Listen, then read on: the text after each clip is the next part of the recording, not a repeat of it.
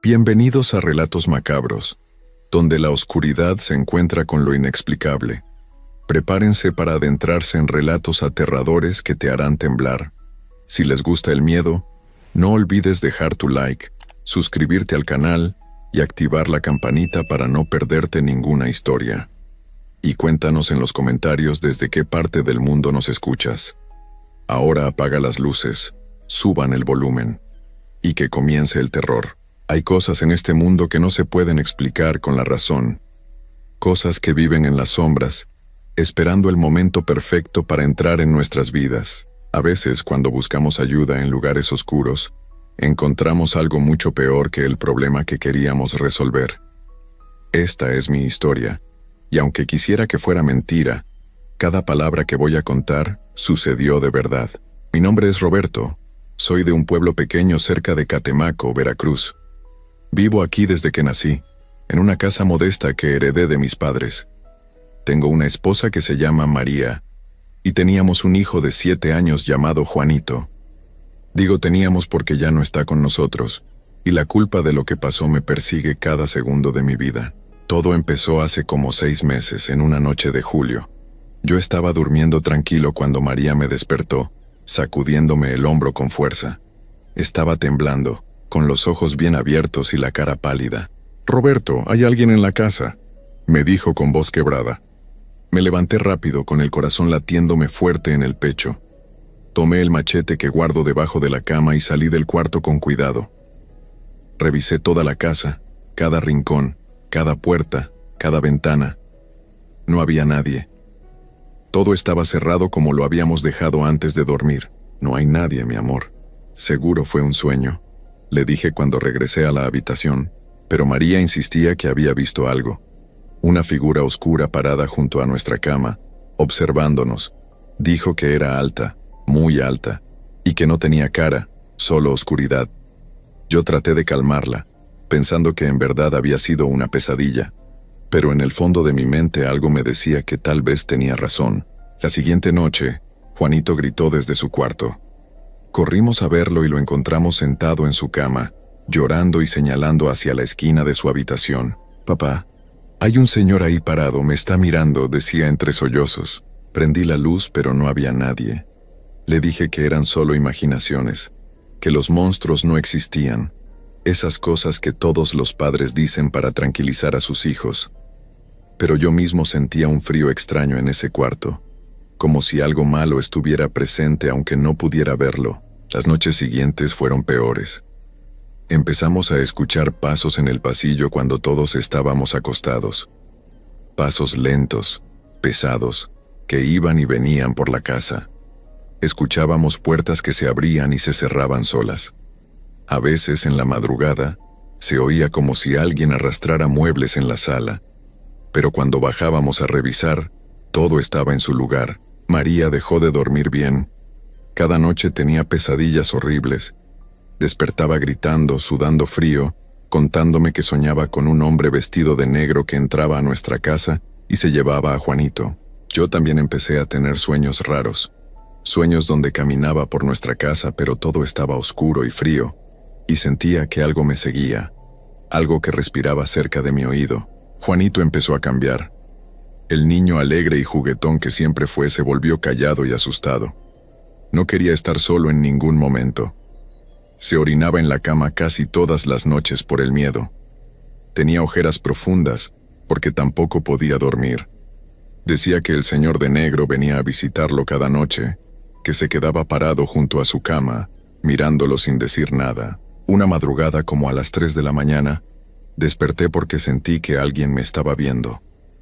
Abrí los ojos y mi sangre se congeló. Ahí, al pie de nuestra cama, había una sombra. No era una sombra normal, era densa, oscura, con forma de persona pero sin detalles. Solo una figura negra que nos observaba. Traté de gritar pero no me salía la voz. Traté de moverme pero mi cuerpo no respondía. La sombra se quedó ahí parada por lo que me parecieron horas, aunque probablemente fueron solo unos minutos. Luego, lentamente, se deslizó hacia la puerta y desapareció. Cuando por fin pude moverme, desperté a María y le conté lo que había visto. Ella empezó a llorar y me dijo que ya no aguantaba más, que teníamos que hacer algo o nos íbamos a volver locos. Al día siguiente hablé con don Fermín, un vecino viejo que ha vivido toda su vida en el pueblo. Le conté lo que nos estaba pasando, esperando que me dijera que estábamos locos o que era nuestra imaginación. Pero en lugar de eso, puso una cara muy seria y me dijo algo que me heló la sangre. Roberto, eso que describes suena a que algo oscuro entró a tu casa. No son cosas que se quiten solas. Necesitas ayuda de alguien que sepa de estas cosas. Hay un brujo en Catemaco, don Esteban se llama. Dicen que es muy poderoso, que puede quitar cualquier mal. Ve a buscarlo antes de que sea demasiado tarde. Yo nunca había creído mucho en brujos ni en esas cosas, pero estaba desesperado. María ya casi no comía. Juanito se estaba enfermando del miedo, y yo sentía que estábamos perdiendo la razón. Así que al día siguiente, muy temprano, tomé el autobús hacia Catemaco. El pueblo de Catemaco es conocido por sus brujos. Hay muchos, pero don Fermín me había dado la dirección exacta de don Esteban. Su casa estaba en las afueras, una construcción vieja de adobe con un jardín lleno de plantas raras y hierbas que nunca había visto. Toqué la puerta de madera y esperé con el corazón en la garganta. La puerta se abrió y apareció un hombre de unos 60 años, alto y delgado, con ojos negros muy profundos que parecían ver a través de mí. Vestía de blanco y llevaba un collar de cuentas rojas y negras. «Tú debes ser Roberto», me dijo sin que yo le dijera mi nombre. «Te estaba esperando, pasa». Entré a su casa, y el olor a copal y hierbas quemadas me golpeó de inmediato. Había velas prendidas por todos lados, imágenes de santos que no reconocí, y cosas extrañas en frascos sobre unas repisas. Me senté donde me indicó y le conté todo, cada detalle de lo que nos estaba pasando. Don Esteban me escuchó sin interrumpir, asintiendo de vez en cuando. Cuando terminé cerró los ojos por un momento largo, como si estuviera viendo algo que yo no podía ver. «Lo que tienen en su casa es grave, Roberto. Muy grave. Una entidad oscura se ha pegado a tu familia. Se alimenta de su miedo, de sus pesadillas, y cada día se hace más fuerte. Si no hacemos algo pronto, alguien en tu familia va a sufrir mucho». «¿Puede ayudarnos, por favor, lo que sea necesario?», le rogué. «Puedo ayudarlos, pero va a costar. No hablo de dinero. Hablo de algo más. Este tipo de trabajos requieren ofrendas especiales. Pero no te preocupes, yo me encargo de todo. Tú solo tienes que confiar en mí y hacer exactamente lo que te diga». Le dije que sí, que haría lo que fuera. Me dio unas hierbas y me explicó que las quemara esa noche en cada cuarto de la casa. También me dio un líquido rojo en una botella pequeña y me dijo que pusiera unas gotas en la frente de cada miembro de mi familia antes de dormir. «Mañana regresa con tu familia. Voy a hacer una limpia completa. Después de eso, todo va a estar bien, te lo prometo». Regresé a casa con una esperanza que no sentía desde hacía meses. Esa noche hice todo lo que don Esteban me había indicado. Quemé las hierbas, puse las gotas en las frentes de María y Juanito, y por primera vez en mucho tiempo, dormimos toda la noche sin pesadillas, sin ruidos, sin sombras. Al día siguiente, los tres fuimos a Catemaco. Juanito estaba contento porque pensaba que íbamos de paseo. No sabía que íbamos a ver al brujo. La casa de don Esteban se veía diferente de día, menos aterradora pero igual de extraña. Nos hizo pasar a un cuarto en la parte de atrás de su casa. Había un círculo dibujado en el piso con algo que parecía sal, velas negras y rojas alrededor, y un olor muy fuerte a incienso. Nos pidió que nos sentáramos dentro del círculo, los tres juntos. Don Esteban empezó a rezar cosas en un idioma que no entendí. Daba vueltas alrededor de nosotros, echando humo de copal, tocándonos la cabeza con unas ramas. El ritual duró como 1 hora. Juanito se quedó dormido en los brazos de María, y yo me sentía mareado por el humo y el olor. Cuando terminó, don Esteban nos dijo que ya estaba hecho, que la entidad oscura se había ido y que podíamos estar tranquilos. Nos dio más hierbas para que las pusiéramos debajo de nuestras almohadas, y nos dijo que todo iba a estar bien. Le pagué lo que me pidió, que no fue mucho dinero, y nos fuimos de regreso a casa. En el camino, María estaba feliz. Juanito seguía dormido, acurrucado en el asiento del autobús. Yo me sentía aliviado, pero algo en mi estómago no se sentía bien, como una piedra pesada que no podía explicar. Llegamos a casa ya de noche. Cenamos algo ligero y nos fuimos a dormir temprano. Puse las hierbas debajo de las almohadas como me había dicho don Esteban. Juanito se veía tranquilo, durmiendo profundamente en su cama. María y yo nos acostamos y por primera vez en meses nos quedamos dormidos sin miedo. No sé qué hora era cuando los gritos me despertaron. Gritos horribles, desesperados que venían del cuarto de Juanito. Salté de la cama y corrí por el pasillo. María venía detrás de mí, también gritando el nombre de nuestro hijo. Abrí la puerta del cuarto de un golpe y lo que vi me dejó paralizado. Juanito estaba en su cama, con los ojos muy abiertos, la boca abierta en un grito silencioso, y junto a él, parado al lado de la cama, había algo que nunca voy a poder olvidar. Era un hombre, o lo que parecía un hombre, completamente vestido de negro. Pero no era ropa normal, era como si la oscuridad misma se hubiera convertido en tela. No podía verle la cara porque donde debería estar su rostro, solo había una oscuridad más profunda, un vacío que dolía mirar. Era alto, demasiado alto, su cabeza casi tocaba el techo, y de él salía un frío tan intenso que podía sentirlo desde la puerta. El ser tenía una mano extendida sobre el pecho de Juanito. No lo estaba tocando. Su mano estaba como a unos centímetros de su cuerpo, pero podía ver algo, como hilos de luz tenue que salían del pecho de mi hijo y entraban en la mano de esa cosa. Traté de moverme, pero mis piernas no respondían. Traté de gritar, pero mi voz no salía. Solo podía ver cómo mi hijo se retorcía en la cama, cómo sus ojos me miraban pidiendo ayuda que yo no podía darle. María logró gritar, un grito desgarrador que retumbó en toda la casa, pero el ser ni siquiera volteó a vernos. Los hilos de luz que salían de Juanito se hacían más brillantes, más gruesos. Mi hijo empezó a convulsionar, su cuerpo temblaba violentamente. Lágrimas corrían por sus mejillas. Sus labios se movían como tratando de decir algo, pero no salía ningún sonido. De repente el ser volteó su cabeza hacia mí. Aunque no tenía cara, supe que me estaba mirando directamente. Y en ese momento, sentí algo en mi mente, como una voz que no era voz, que me decía cosas sin palabras. Supe en ese instante lo que había pasado. Supe lo que don Esteban había hecho.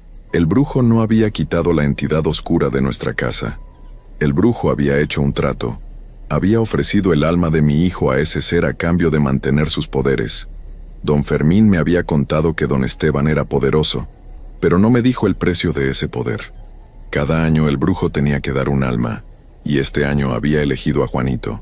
Todo el ritual, las hierbas, las gotas en la frente, todo había sido para marcar a mi hijo, para prepararlo, para que cuando llegara el momento, el ser pudiera encontrarlo fácilmente y tomar lo que le habían prometido. Los hilos de luz dejaron de salir del cuerpo de Juanito. El niño dejó de moverse. Sus ojos seguían abiertos, pero ya no me miraban, miraban a la nada.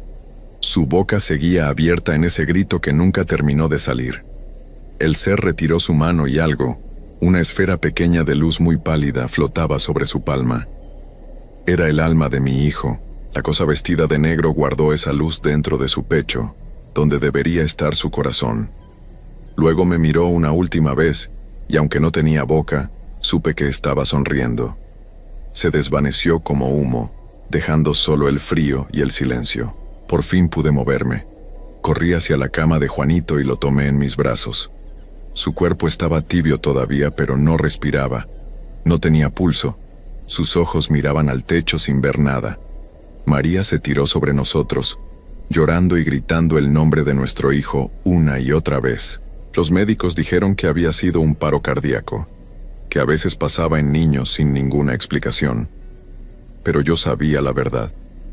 Yo había visto cómo le quitaron el alma. Yo había entregado a mi propio hijo sin saberlo. Fui a buscar a don Esteban, pero cuando llegué a su casa, solo encontré las paredes vacías. Se había ido.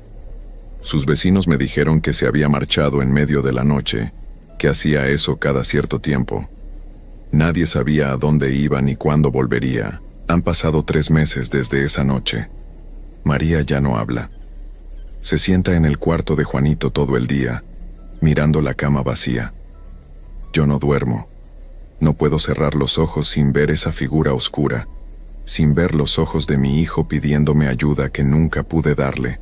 A veces, en la madrugada, siento que algo me observa desde las sombras, y me pregunto si el ser de negro va a regresar algún día por nosotros también. Me pregunto cuántas familias habrá destruido don Esteban con sus tratos oscuros. Me pregunto cuántos padres como yo habrán caído en su trampa. Lo peor de todo es saber que fui yo quien llevó a mi familia a ese lugar. Fui yo quien confió en ese hombre. Fui yo quien puso las gotas en la frente de Juanito, quien quemó las hierbas que lo marcaron. Yo entregué a mi propio hijo, y ahora tengo que vivir con eso cada día que me queda de vida. Si alguien escucha esta historia, si alguien está pensando en buscar ayuda en lugares oscuros, por favor, no lo hagan. Algunas cosas es mejor dejarlas como están, porque a veces la cura es peor que la enfermedad, y a veces, cuando pedimos ayuda a las sombras nos cobran un precio que nunca podremos pagar. Yo perdí a mi hijo, perdí a mi esposa, que aunque sigue viva, su mente se quedó en esa noche horrible, y me perdí a mí mismo. Ahora solo espero el día en que ese ser regrese, porque sé que va a regresar. Lo siento en mis huesos, y cuando lo haga, ya no voy a resistirme. Tal vez así pueda volver a ver a Juanito, aunque sea en la oscuridad. Historia 2. Hay lugares en este mundo donde la frontera entre lo que conocemos y lo que no queremos conocer se vuelve tan delgada como el papel. Sitios donde la razón tropieza y donde las explicaciones lógicas simplemente no alcanzan. La laguna de Catemaco, en Veracruz, es uno de esos lugares. Durante generaciones, los habitantes de la zona han compartido historias que muchos prefieren no creer. Historias que se cuentan en voz baja cuando cae la noche. Esta es una de esas historias. Y como todas las historias que nacen del miedo verdadero, esta también tiene un nombre y un rostro. Se llama Leonardo, y era un pescador de San Andrés Tuxtla. Leonardo había vivido toda su vida cerca de la laguna.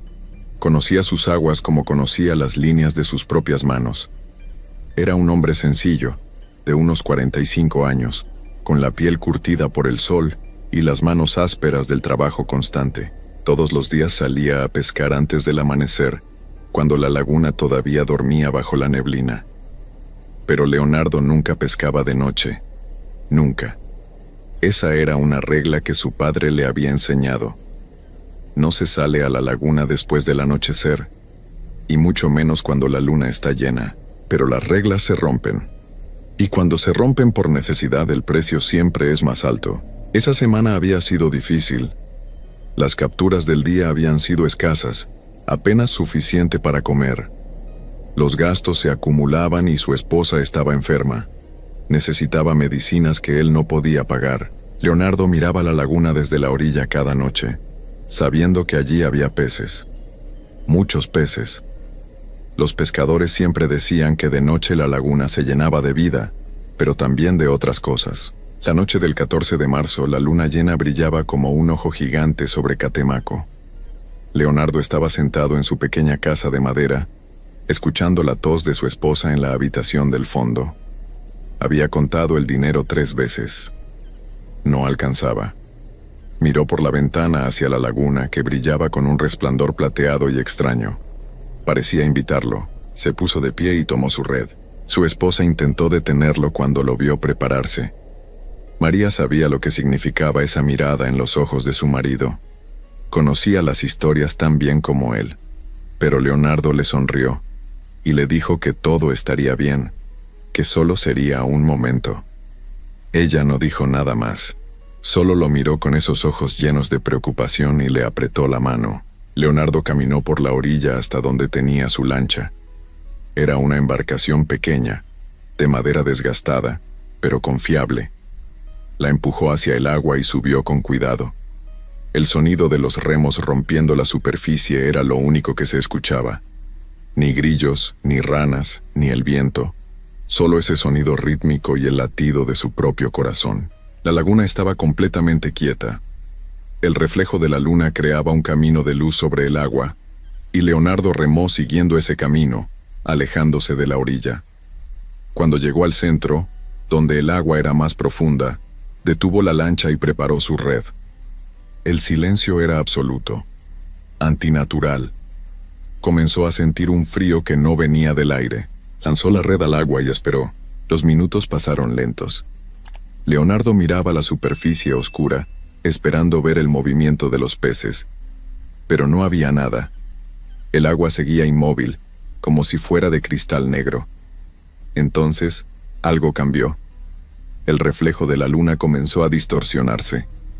No por olas, no por el viento. Se distorsionaba como si algo debajo del agua estuviera moviéndose. Algo grande. Leonardo sintió un nudo en el estómago. Agarró los remos pensando en volver, pero la red todavía estaba en el agua. Esperó un momento más, tratando de calmar su respiración. Fue entonces cuando escuchó el primer sonido. Era como un susurro, pero venía de todas partes a la vez. Del agua, del aire, de la noche misma. No podía entender las palabras, pero sabía que eran palabras. Un idioma antiguo. El susurro creció, multiplicándose, como si docenas de voces se unieran en un coro invisible. Las manos de Leonardo temblaban cuando comenzó a jalar la red. Necesitaba salir de allí. Ahora. Pero cuando empezó a recogerla, sintió resistencia. Algo pesado estaba atrapado en ella. Jaló con más fuerza, y la lancha se inclinó peligrosamente. El agua salpicó dentro de la embarcación. Entonces lo vio. Una mano emergió del agua, agarrada a su red. Era una mano humana, pero la piel era de un color gris verdoso, hinchada, cubierta de algas y lodo. Las uñas eran largas, negras, como garras. Leonardo soltó un grito y dejó caer la red, pero la mano no se soltó. Siguió subiendo, y detrás de ella apareció un brazo, un hombro, y finalmente, una cabeza. El rostro que emergió del agua no era humano, aunque alguna vez lo había sido. Los ojos eran completamente blancos, sin pupilas, brillando con una luz propia. La boca estaba abierta en una mueca perpetua, mostrando dientes podridos. El cabello era largo, enredado con plantas acuáticas y pequeños huesos. La criatura no respiraba, no parpadeaba, solo lo miraba. Leonardo intentó gritar de nuevo, pero no salió ningún sonido de su garganta. Estaba paralizado mirando fijamente a esa cosa que lo observaba desde el agua. Y entonces, la criatura habló. Su voz era como piedras raspando contra piedras. Leonardo. Sabía su nombre. Más manos comenzaron a emerger alrededor de la lancha. Decenas de ellas, todas con esa misma piel muerta y esos mismos dedos como garras. El agua alrededor de la embarcación empezó a burbujear, y más cabezas salieron a la superficie. Rostros deformados, algunos con la carne colgando, otros con los ojos vacíos, todos mirándolo con esa misma expresión de hambre antigua. Los espíritus de los brujos. Los que habían sido ahogados en esa laguna hace siglos, condenados a vagar por las aguas hasta el fin de los tiempos. Y en las noches de luna llena, cuando el velo entre los mundos se debilitaba, ellos emergían, buscando a quienes se atrevían a romper la regla antigua. Leonardo finalmente pudo moverse. Tomó los remos y comenzó a remar desesperadamente hacia la orilla. Las criaturas lo seguían, nadando debajo del agua con una velocidad imposible. Sus susurros se convirtieron en gritos, en lamentos que atravesaban la noche. La lancha se sacudía violentamente cada vez que una de esas manos la golpeaba desde abajo. Estaba a mitad de camino cuando una de las criaturas logró subirse al borde de la lancha. Su peso hizo que el agua entrara a borbotones. Leonardo la golpeó con el remo, pero era como golpear piedra. La criatura no se movió. Solo siguió mirándolo con esos ojos muertos y brillantes. «Ven con nosotros, Leonardo, ven a casa». Más criaturas comenzaron a trepar. La lancha se hundía. Leonardo seguía remando, golpeando, gritando, pero eran demasiadas. El agua fría de la laguna comenzó a llenar la embarcación, subiendo por sus piernas, por su pecho, y las manos lo agarraban, jalándolo, arrastrándolo hacia abajo. Lo último que vio fue la luna llena sobre él, brillante e indiferente, antes de que el agua cubriera su rostro y lo arrastrara hacia las profundidades oscuras de la laguna de Catemaco. A la mañana siguiente, María esperó. Esperó toda la mañana mirando por la ventana hacia la laguna. Esperó toda la tarde mientras el miedo crecía en su pecho. Cuando el sol comenzó a ocultarse y Leonardo no había regresado, ella supo, avisó a los vecinos. Un grupo de hombres salió en sus lanchas a buscarlo. Recorrieron la laguna durante horas, gritando su nombre. Encontraron su lancha flotando cerca del centro, volcada, con la red todavía colgando de un lado. Pero de Leonardo no había rastro. Siguieron buscando durante 3 días. Arrastraron el fondo con redes. Buceadores se sumergieron en las zonas más profundas, pero no encontraron nada. Era como si la laguna se lo hubiera tragado sin dejar huella. Fue en la 4ª mañana cuando apareció. Un niño que jugaba cerca de la orilla fue el primero en verlo. Corrió gritando hacia el pueblo, con los ojos llenos de terror. Los hombres corrieron hacia donde el niño señalaba, y allí, flotando boca abajo en aguas poco profundas, estaba el cuerpo de Leonardo. Lo sacaron del agua con cuidado. Su piel estaba hinchada de un color gris azulado. Tenía los ojos abiertos, blancos, mirando hacia la nada. Pero lo que hizo que los hombres retrocedieran con horror fueron las marcas. Todo su cuerpo estaba cubierto de marcas de manos, docenas de ellas, como quemaduras oscuras sobre su piel, marcas de dedos largos y delgados que lo habían agarrado, que lo habían jalado hacia abajo, que había algo más. En su rostro, congelada para siempre, había una expresión de terror absoluto. La boca abierta en un grito silencioso, los ojos desorbitados. Era la expresión de alguien que había visto algo que ningún ser humano debería ver. El doctor del pueblo escribió en el papel: ahogamiento. Pero todos sabían la verdad. La laguna había cobrado su tributo. Y cuando alguien rompía las reglas, cuando alguien se atrevía a desafiar la noche y la luna llena, los espíritus de los brujos venían a reclamar lo que les pertenecía. Enterraron a Leonardo 3 días después. María no lloró durante el funeral.